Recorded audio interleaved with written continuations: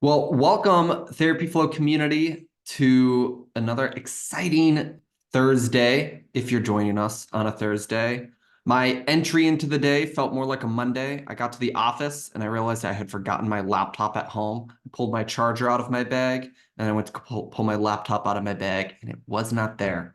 So that added an hour process to go home, get it, bring it back. So that's how my day is starting. And, I guess I'm now making it everyone else's problem too by telling you about it.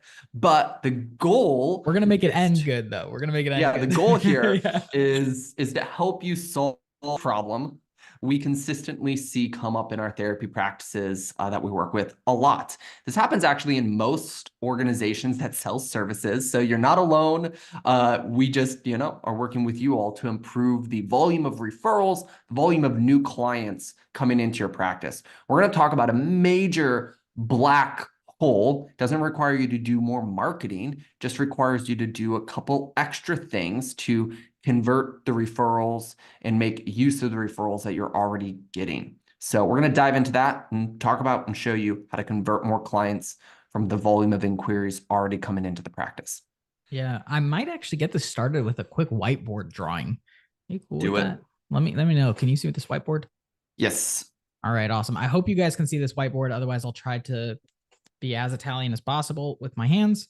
And hopefully you guys can kind of imagine this. But essentially, when it comes down to the process that your clients are introduced to your practice, there's sort of this cloud of space where people don't know you and they learn about you, right? They learn about you in some capacity.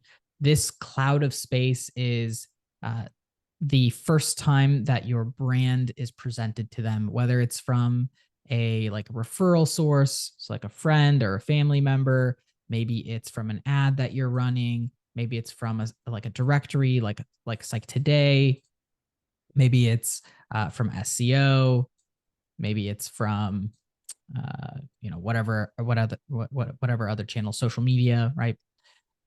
So all of these channels are places for someone to move from a space where they didn't know you to now they know you in some capacity. And so they kind of consider you as an option in this space and decide to reach out.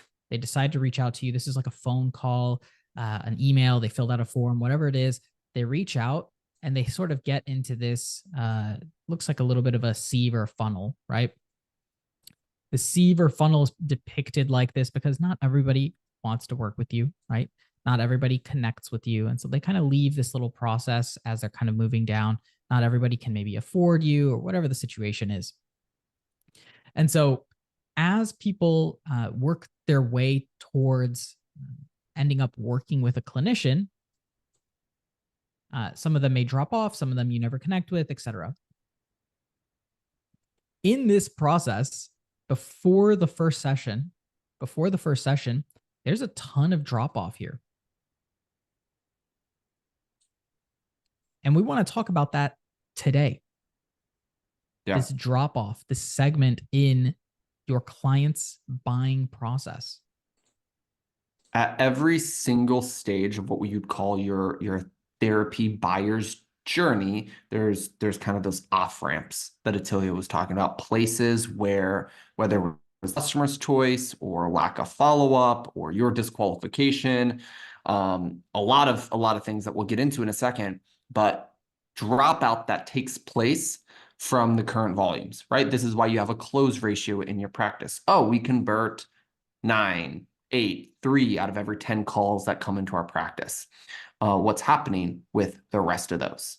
And so there are strategies and tactics to move more people successfully to the finish line. So that way we don't have to get as many people in the top of your funnel. I want to clarify just really quick because I think this is a big like sales mindset issue really quick where we care more about getting all of the people to close when maybe that's not like the ethical choice. That's not exactly what we're looking for here.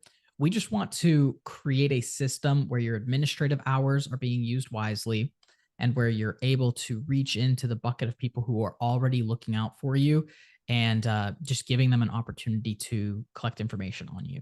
So that's what this is about. I think as you said that, my brain was triggered thinking from a client's perspective about like what the actual meaning of this is. Guys, we're not trying to like wring the rag dry or like bring people in who shouldn't be into your organization. We're just trying to maximize your opportunities and the efficiency of your practice. So that's what I this think is one that about. we've talked about often that would be a good example of this is one, we're not, as you just said, trying to convert people that we can't actually serve or we can't actually help but if we follow up with our leads faster, if we call people within the first 5 minutes of them filling out the form, that has a massive statistical chance of getting a hold of them and converting them if they are an ideal client. Just starting that conversation. If we wait 3 hours, if we wait a day, if we wait 48 hours, every consecutive process of waiting longer for that first reach out or that first contact massively diminishes the ability for us to get a hold of that person, studies show, and actually convert them. So as an example of moving more people through this process, just tweaking the time it takes your team to follow up with each new lead come in will get significantly more people through your funnel. Yeah, I'll add to that too. When it comes to the actual process here, I think what's really unique to this is you have an opportunity to serve your clients at such a high degree before they work with a therapist. And this is how you create a really, really safe space for people to interact with you and your brand. This is how you create a space that is responsive and doesn't just kind of like give up if the initial transaction didn't work out. Like there's a lot of reasons why building steam in your practice, and building steam, I mean continuing to talk to these individuals who maybe had a problem at one point, or providing valuable resources, or getting in contact with them in a professional, speedy manner is of benefit to you and your organization. And really, it comes down to how you're serving your clients and how you could serve your clients. And maybe just let that simmer a little bit. Like, how do you feel when you call a service provider and they don't ever get back to you? How do you feel when you call a service provider that you needed like now and it takes them 24 to 48 hours to respond? How do you feel when you text their service provider that told you you could text them and it takes 24 hours, or it gets lost in the shuffle because they were texting back and forth with other team members or something? So I think as a responsible business owner, a you have um, you have a responsibility to be professional and show up in a way that serves your clients and your potential clients best. I think there's another really big off ramp that happens accidentally. Again, not for qualification or can we serve this person or not, but there's two places. The physical phone calls, if someone calls in or we're running a consult, and or email exchanges that happen and someone goes radio silent, or there is a logistical thing that someone says, I need to think about it, or I need to check with my insurance. We see big black holes in those two categories. And there are some simple fixes. If you're having a consult call and that happens, I really usually make the recommendation that we always suggest scheduling a follow-up call. And this is how it would typically happen is like, oh, let me think about it. And usually my response to that is, hey, no worries. What I typically do is schedule a time on the calendar for us just to touch base a couple days from now. That way I can answer any additional questions that come up between now and then. And, we have a set time to touch base, take next steps if appropriate. Would you be open to that? And that can be a response, or that can just be a suggestion that we do if there's some sort of logistical place. And that will close more loops. There will be less people that never get back with you. There will be less people that fall out and we never hear from. When we're doing these email exchanges, do you train your staff to send a second email if you don't hear back from them? How soon do they send the second email? Do we train them to pick up the phone and also leave an additional voicemail to get a hold of them? And I think the one piece of advice when we're doing email communication or phone call communication, we need to consistently re-clarify what the next step for success would look like. What do I mean by that? When we reply to an email and we say, hey, have you finished up your intake paperwork yet? That's what the action we want them to do. But what happens after they take the action that's in their best interest? Hey, once you complete this intake paperwork, in parentheses, could you get that to me in the next 24 hours? Or could you get that to me today? Maybe we put some sort of time deadline loosely even in the text that they're like, oh yeah, let me try and get that done. And then below that, once you complete your intake paperwork, can you do it today? We'll be able to schedule your first appointment. You'll be able to show up to your first session with your therapist and start working on such and such issue that you communicated you want help with. That produces massive clarity. I think often one of the biggest reasons people don't take the next steps is they just often don't know what's on the other side of the step that you're asking them to take. And if we're really clear and succinct in our communication about that and reminding of pushing people into it, more people will take the action. If you know what comes next, you're more likely to get the thing done to get to the next thing you actually want to do. And so we can't make the end goal to finish their intake paperwork. It's finish your intake paperwork so you can do the thing that actually matters to that potential client. Yeah.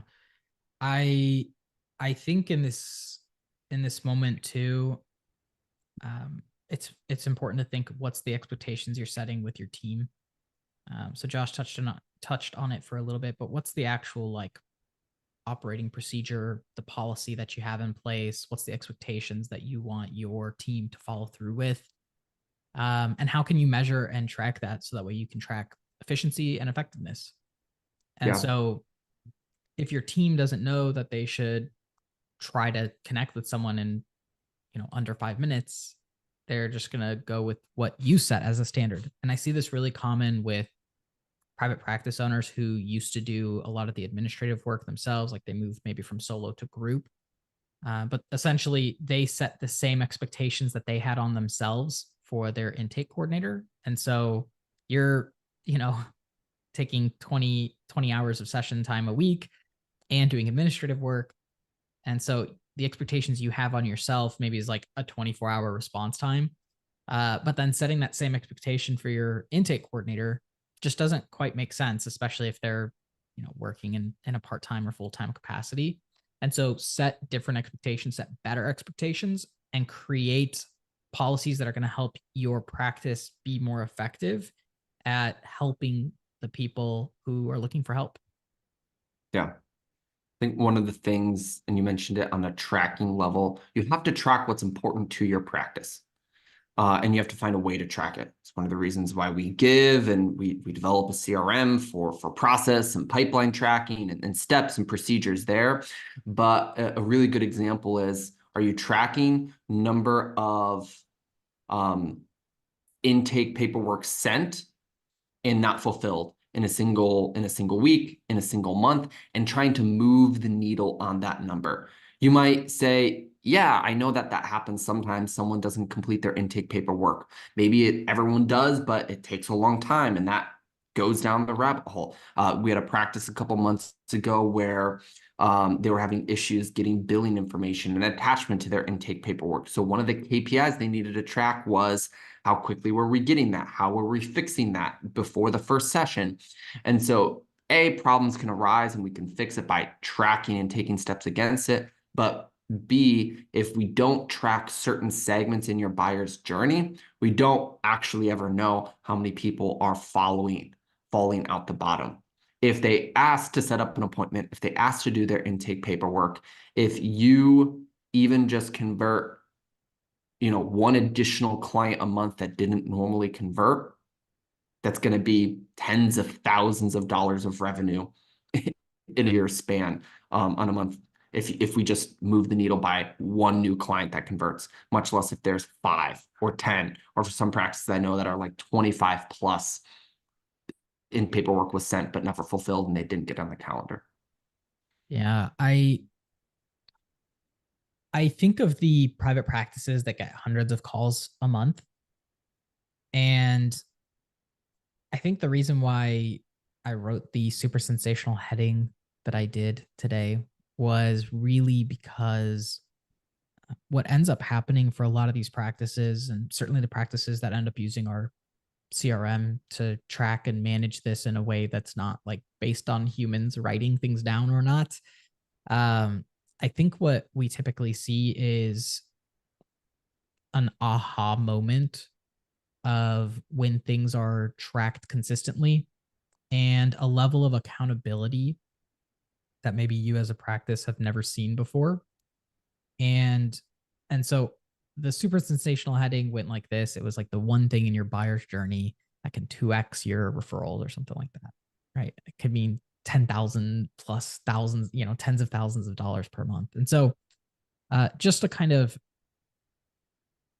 clarify and reiterate, where does this money actually come from? It comes from finding who's already coming in. It comes from who's already coming in and setting better expectations for your team for that middle fall off area. And so, especially for the practices that are getting hundreds of calls in a month, the practices that are getting hundreds of inquiries, tracking that information, seeing what's happening with those individuals, seeing why they're falling off, where they're falling off, and figuring out ways to not make them fall off as much. That's where the money really comes in. And so, for those of you who are spending a lot of money, this was an aha moment that I had when I worked with a lot of e-commerce companies. They would spend a lot of dollars on ads, and they'd get like one or two purchases here and there, but they'd have like 100 people add things to their cart. And so you have to send like emails to the people who added things to their cart, right? And that's how you get a few more purchases, which doubles, triples, quadruples the return from your ad spend.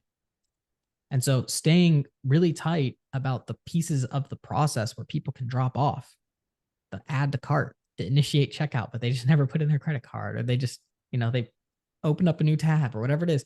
Same thing is happening for your clients. They're opening up a Yeah. new tab in their life, right? They had to go drop their kids off at soccer. They had to go do XYZ other things. They Yeah. decided that maybe they wanted to use insurance now, or they realized that maybe cash is the better option because of XYZ things. And so think of all those scenarios, and it's amplified greatly when you have more and more referrals. And we can end on what we'll call like long-term nurture.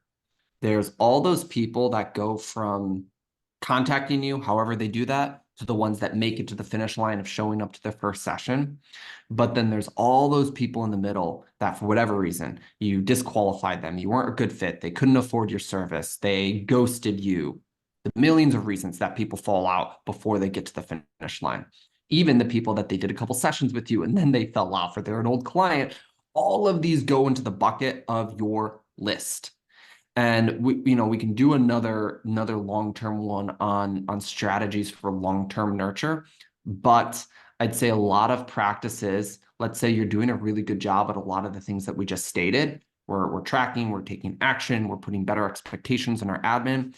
The next stage after that could be long-term list work or long-term list management. We're talking about email marketing, text message marketing, offers, secondary products to reactivate your list, quarterly, seasonal campaigns of saying, hey, we have open sessions and other things, rate changes, and then I'll put offers back in that category. Do we ever run price specials, session specials, new configurations of how we're formatting things? All of that falls into long-term nurture to hit your list in different ways at different times when they might be available to purchase. Or remember, we consistently see people on our list, therapists on our list for months, if not years, sometimes before they join our program. There was a couple people that joined this month in the Therapy Flow program, and they've been following us for 3 to 4 years. And that's great. One, you have to be around long enough. We love that. We thank you for that. But two, if we didn't have any ongoing list nurture, newsletters, processes, ads, other things, we would never recapture them when they were time to actually buy again or buy now. And the same is true for the therapy space. Yeah. Guys, get out there, do some tracking. If you want to check out our software, I never do a plug, but I think this is a good time to actually do a plug because I think it's actually really helpful and probably the best in the space right now. So for this exact topic. And so if you want to check out our software, just go visit our website, mytherapyflow.com. And I'll leave the call to actions from now on to Josh. So, but Here we go. at least check out the software. It'll help maybe implement some of those angles, those tracking angles, and see some of the drop off, maybe like you've never seen before. So Yeah, 100%. Mytherapyflow.com, go to the CRM tab, do a deep dive, chat with us, ask questions. If you need additional support making the decision. we'll see y'all next time. Cheers.